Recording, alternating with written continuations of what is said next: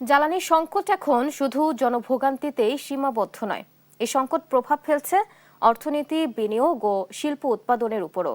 বাসাবাড়ি ও পরিবহন সংকটের পাশাপাশি গ্যাসের অভাবে ব্যাহত হচ্ছে শিল্প কারখানার উৎপাদন।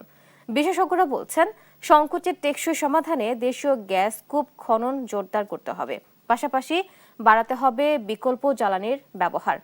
শাহিনুল ইসলাম সাগরের রিপোর্ট। দেশের বিভিন্ন এলাকায় দিনের বেশিরভাগ সময়ই বাসাবাড়িতে থাকে না পর্যাপ্ত গ্যাসের চাপ। সপ্তাহখানেক ধরে একই চিত্র সিএনজি ফিলিং স্টেশনগুলোতেও। সরবরাহ কম থাকায় দীর্ঘ হচ্ছে যানবাহনের সারি, যার সরাসরি প্রভাব পড়ছে পরিবহন ব্যয়ে। ভোগান্তি বাড়ছে সাধারণ মানুষেরও। সিএনজি ফিলিং স্টেশন মালিকরা বলছেন, এই সংকট কাটাতে প্রয়োজন বাস্তবসম্মত ও দীর্ঘমেয়াদী জ্বালানি পরিকল্পনা। দেশীয় সম্পদ উত্তোলনের যেই একটা ধারাবাহিকতা রক্ষা করা দরকার ছিল, সেটা কিন্তু আমরা করতে পারিনি।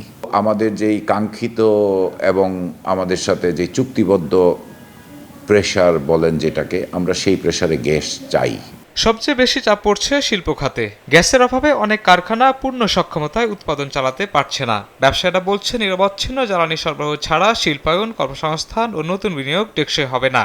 একদিন কিংবা 2 দিন গ্যাস সাপ্লাই বন্ধ থাকা মানে হচ্ছে রাফলি আপনার বছরের অ্যানুয়াল প্রোডাক্টিভিটি 1% কাছাকাছি কমে যায়।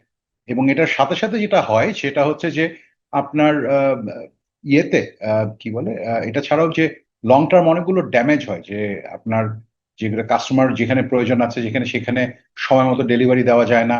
গবেষণা সংস্থা সিপিডির মতে, শুধু আমদানি নির্ভর এলএনজির উপর নির্ভর করে সংকটের স্থায়ী সমাধান সম্ভব নয়। পরিমাণ দেশে গ্যাস উৎপাদন হয় এবং একই সাথে চাহিদা যা এবং যতটুকু এলএনজি আমদানি করা হয় সেটা দিয়ে গ্যাসের সরবরাহ স্বাভাবিক রাখা সম্ভব না।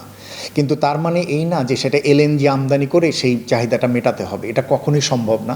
ইতিমধ্যে সরকার এলএনজি আমদানি করতে যে বিপুল ব্যয় করছে, এর কারণে দেনা বাড়ছে এবং সেটা এক ধরনের মাথা ব্যথার কারণ হয়ে দাঁড়াচ্ছে। এক্ষেত্রে সমাধান হলো অভ্যন্তরীণ গ্যাস কূপ খনন কাজগুলোকে ত্বরান্বিত করা। বিশেষজ্ঞরা বলছেন, ভবিষ্যতে জ্বালানি নিরাপত্তা নিশ্চিত করতে দীর্ঘমেয়াদী ও কার্যকর পরিকল্পনা বাস্তবায়নের বিকল্প নেই। শাহিনুল ইসলাম সাগর, দেশ টিভি, ঢাকা।